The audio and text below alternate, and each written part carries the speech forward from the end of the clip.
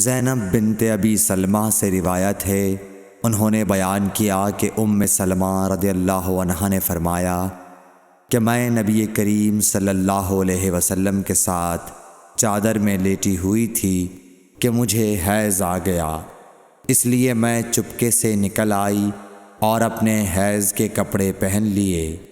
رسول کریم صلی اللہ علیہ وسلم نے فرمایا، کیا تمہیں حیض آ گیا ہے؟ میں نے کہا جی ہاں۔ پھر مجھے آپ نے بلا لیا اور اپنے ساتھ چادر میں داخل کر لیا۔